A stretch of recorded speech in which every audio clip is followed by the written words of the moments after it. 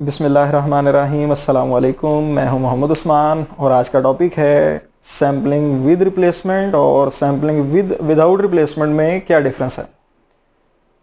जब भी हम किसी गिवन पॉपुलेशन से सैंपल की सिलेक्शन कर रहे होंगे किसी प्रोसीजर को अप्लाई करते हुए सिंपल रैंडम सैम्पलिंग के ज़रिए या इसके अलावा किसी और टेक्निक के ज़रिए, तो जब हम सिंपल रैंडम सैम्पलिंग से भी सैंपल की सिलेक्शन कर रहे हैं तो सैंपल की सिलेक्शन करते वक्त अगर हम सिलेक्टेड यूनिट जो सैंपल में सिलेक्ट हो चुका है उसको वापस रख दें, पॉपुलेशन में शामिल कर दें before the selection of next unit, तो then it is called sampling with replacement.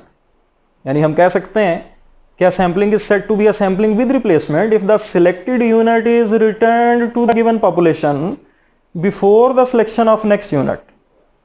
और ऐसा तरीकाकार कि अगर हम सिलेक्टेड यूनिट जो है किसी भी सैंपल के लिए सिलेक्शन कर रहे हैं और एक यूनिट सिलेक्ट हो चुका, अब उस सैंपल को पूरा करने के लिए जो भी सैंपल साइज था, अगर उस सैंपल साइज को पूरा करने के लिए अब नेक्स्ट यूनिट सिलेक्ट करने से पहले उसको मैं वापस नहीं रखता, उसको निकाल देता हूं। यानी अब वो यूनिट सैंपल में दोबारा सिलेक्ट होने के चांसेस नहीं रखता क्योंकि वो बाहर निकल चुका है।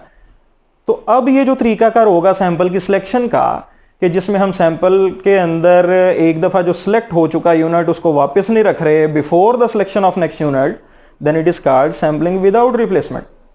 यानी फिर हम कह सकते हैं इंग्लिश में इसको डिफाइन करने के लिए a sampling is said to be a sampling without replacement if the selected unit is not returned to the given population before the selection of next unit.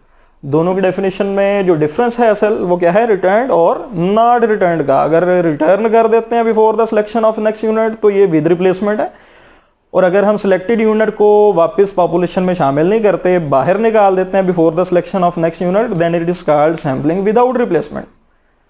अब जब भी हम न्यूमेरिकल क्वेश्चंस को परफॉर्म करेंगे next lectures में, जो हमारे पास ICS part 2 के सिलेबस में न्यूमेरिकल क्वेश्चन शामिल हैं, अब उसमें जब भी हम सैम्पलिंग विद रिप्लेसमेंट या विदाउट रिप्लेसमेंट से क्वेश्चन सॉल्व कर रहे होंगे तो सबसे पहले हमें ये जानना चाहिए कि जो गिवन पॉपुलेशन है उससे विद रिप्लेसमेंट के जरिए अगर सैंपल बनाना चाहें किसी भी गिवन सैंपल साइज से तो उनकी तादाद क्या होगी, कितने सैंपल्स बन सकते हैं, और अगर विदाउट से बनाना चाहते हैं तो फिर उनकी तादाद क्या होगी। लिहाजा सबसे पहले तादाद जो है सैंपल्स की उसके बारे में जानना जरूरी है। तो इसलिए अगर विद रिप्लेसमेंट से हम सैंपलिंग कर रहे होंगे तो जो फार्मूला है सैंपल्स की तादाद का, टोटल कितने सैंपल्स बनेंगे, कैपिटल N की power small n। Capital N जाहिर कर रहा है पॉपुलेशन साइज को और स्मॉल n जाहिर कर रहा है सैंपल साइज को। फॉर एग्जांपल हमारे पास पॉपुलेशन है 2, 4, 6, 8 और 10, ये 5 वैल्यूज हैं और उसमें से साइज 2 का सैंपल हमने बनाना है विद रिप्लेसमेंट से, तो टोटल तादाद जो है सैंपल्स की क्या होगी, कैपिटल N की पावर स्मॉल n यानी 5 की पावर 2 यानी 25 सैंपल्स बनेंगे। और अगर पॉपुलेशन की वैल्यू 6 हैं और सैंपल साइज 2 है तो विद रिप्लेसमेंट से नंबर ऑफ सैंपल्स कितने बनेंगे टोटल, कैपिटल N की पावर स्मॉल n यानी 6 की पावर 2 यानी फिर 36 सैंपल्स बन जाएंगे। तो लिहाजा तादाद जानने के लिए विद रिप्लेसमेंट से कितने सैंपल्स बनते हैं इसके लिए हमारे पास फार्मूला है कैपिटल N की पावर स्मॉल n।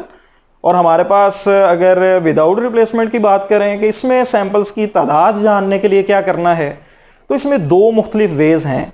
दोनों वेज बिल्कुल ठीक है, न्यूमेरिकली दोनों बिल्कुल सही होंगे, दोनों के आंसर्स बिल्कुल मैच करेंगे और दोनों तरह से क्वेश्चन जो है अगर अटेम्प्ट करें या पेपर में तो उसके मुकम्मल मार्क्स मिलेंगे। यहां पे हम अपनी आसानी के लिए जो है जब भी न्यूमेरिकल क्वेश्चंस को प्रैक्टिस में लाएंगे तो कॉम्बिनेशंस के जरिए विदाउट रिप्लेसमेंट में तादाद के बारे में जानेंगे और सैंपल्स बनाएंगे, क्योंकि कॉम्बिनेशंस की मदद से सैंपल्स की तादाद बहुत कम बनती है एज कंपेयर टू परमुटेशन। तो लिहाजा विदाउट रिप्लेसमेंट जब भी सिलेक्शन कर रहे हो उसके दो वेज हैं फर्दर फिर सिलेक्शन के विदाउट रिप्लेसमेंट में, एक कॉम्बिनेशंस है और एक परमुटेशन है।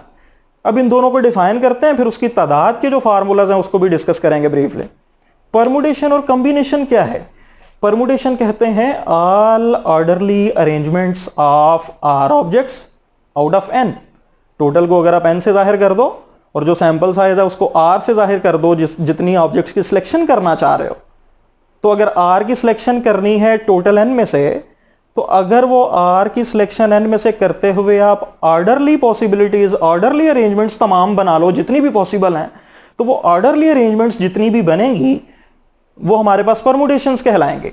फॉर एग्जाम्पल आपके सामने ये एग्जाम्पल लिखी हुई है, हमारे पास 3 ऑब्जेक्ट्स हैं ए बी सी, और विदाउट रिप्लेसमेंट से अगर एक दफ़ा पहली ऑब्जेक्ट ए आ गई, क्योंकि ये विदाउट है इसको हमने वापस नहीं रखना, लिहाजा अब यहाँ बी आएगी या सी आएगी, तो लिहाजा ए के साथ यहाँ बी आ सकता है, यहाँ सी आ सकता। अगर पहली ऑब्जेक्ट बी आ जाती है तो फिर उसके साथ क्या पॉसिबिलिटीज है, यहाँ ए आएगा, यहाँ सी आएगा। इसी तरह सी के साथ यहाँ ए आएगा, यहाँ बी, तो लिहाजा ये 6 पॉसिबिलिटीज हैं।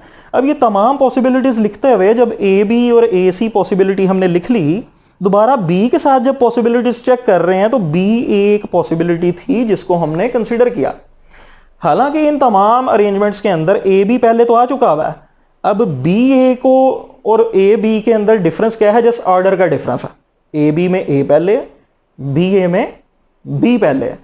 तो दोनों पॉसिबिलिटीज जो हैं ऑब्जेक्ट्स के हवाले से तो सेम ऑब्जेक्ट्स हैं दोनों के अंदर, लेकिन फर्क दोनों में क्या है, ऑर्डर का फर्क है। लेकिन अगर हम इस ऑर्डर के डिफरेंस को जो है उसको कंसीडर करें, उसकी केयर करें, और ये ऑर्डरली अरेंजमेंट्स सारी की सारी जितनी भी पॉसिबल हैं उनको कंसीडर करें, तमाम पॉसिबिलिटीज बनाएं, तो ये हमारे पास परमुटेशंस कहलाएंगे। जबकि इसके बरक्स अगर हम बात करें कि all non orderly arrangements of r objects out of n, then these are called combinations. अगर हम आर की सिलेक्शन करना चाह रहे हैं आउट ऑफ एन में से और उनकी जितनी भी पॉसिबल अरेंजमेंट्स बन सकती हैं वो हम बना लें, लेकिन ऑर्डर की केयर किए बगैर, ऑर्डर की केयर ना करें। एक दफ़ा अगर ए बी आ गया है तो फिर बी ए को कंसीडर ना करें, ए सी आ गया तो फिर सी ए को कंसीडर ना करें, बी सी आ गया तो फिर सी बी को कंसीडर ना करें। एक दफ़ा एक सैंपल में 2 ऑब्जेक्ट्स आ गई हैं तो दोबारा ऑर्डर के चेंज होने को हम अलग से वेटेज ना दें, उसको कंसीडर ना करें, तो फिर जो हमारे पास पॉसिबल अरेंजमेंट्स बनेंगी then these are called combinations. For example आपके सामने ये एग्जाम्पल है, ए बी सी 3 ऑब्जेक्ट्स हैं, हम कॉम्बिनेशंस बनाना चाह रहे हैं तो किस तरह बनेंगे, ए बी ए सी। अब बी के साथ जब पॉसिबिलिटीज देखनी है तो बी सी लिखेंगे, क्योंकि उस बी सी के हवाले से कोई भी पॉसिबिलिटी पहले नहीं आई हुई, बी ए नहीं लिखेंगे क्योंकि ए बी पहले आ चुका हुआ है। अब बी ए के अंदर सिर्फ ऑर्डर ही चेंज है और हम ऑर्डर की केयर ही नहीं कर रहे, लिहाजा उसको फिर कंसीडर करने की जरूरत नहीं है। तो लिहाजा ये जो अरेंजमेंट्स बनेंगी सी के साथ, फिर इसी तरह सी ए और सी बी को हमने कंसीडर नहीं किया क्योंकि बी सी पहले आ चुका था, इसलिए हमने सी बी नहीं लिया। ए सी पहले आ चुका हुआ है इसलिए हमने सी ए को कंसीडर नहीं किया। तो लिहाजा हमने इनमें ऑर्डर की केयर नहीं की, ऑर्डर को वेटेज नहीं दी, तो लिहाजा हमारे पास ये कॉम्बिनेशंस कहलाएंगे। तो all non orderly arrangements are called combinations. अब यहाँ पे विदाउट रिप्लेसमेंट सिलेक्शन से जब हम न्यूमेरिकल क्वेश्चंस करेंगे और उसमें सैंपल्स बनाएंगे तो परमुटेशंस और कॉम्बिनेशंस दोनों टेक्निक्स बिल्कुल ठीक हैं। जस्ट परमुटेशन से क्वेश्चन ज़रा लेंथी हो जाया करते हैं, इसलिए हम अपना जो है वर्कआउट ज़रा कम करने के लिए अपना टाइम बचाने के लिए, पेपर पॉइंट ऑफ व्यू के हिसाब से भी अगर हम देखें तो टाइम जो है कीमती चीज़ है हमारे लिए पेपर को अटेम्प्ट करते हुए भी, तो लिहाजा हम क्या करते हैं कॉम्बिनेशंस की तरफ चले जाते हैं। बिल्कुल सही टेक्निक है, क्वेश्चंस के मार्क्स पूरे मिलेंगे जब अगर आप बिल्कुल न्यूमेरिकली उसकी कैलकुलेशंस ठीक करोगे। तो लिहाजा हम कॉम्बिनेशंस की तरफ आएंगे और इसका फार्मूला आपके सामने लिखा हुआ है एनसीआर। यहाँ पे मजीद इसकी फार्मूले की कैलकुलेशन करना हमारे लिए ज़रूरी नहीं है, उसको समझना भी ज़रूरी नहीं है। उसकी वजह यह है कि हमारे पास कैलकुलेटर के ऊपर इसकी की मौजूद होती है, उसी से हम कैलकुलेशन कर लिया करेंगे। इसके फार्मूले को अप्लाई करके उसकी कैलकुलेशन करने के अलग से नंबर हमारे पास मौजूद नहीं है, इसलिए हम यहाँ पे कैलकुलेटर का ही सहारा लेंगे इसकी कैलकुलेशन के लिए। और इंशाल्लाह ताला नेक्स्ट लेक्चर्स में हम न्यूमेरिकल क्वेश्चंस पे आएंगे और इनको फिर अप्लाई करेंगे न्यूमेरिकल क्वेश्चंस पे और नेक्स्ट इंशाल्लाह ताला क्वेश्चन को सॉल्व करेंगे। बहुत शुक्रिया जी, अल्लाह हाफिज़।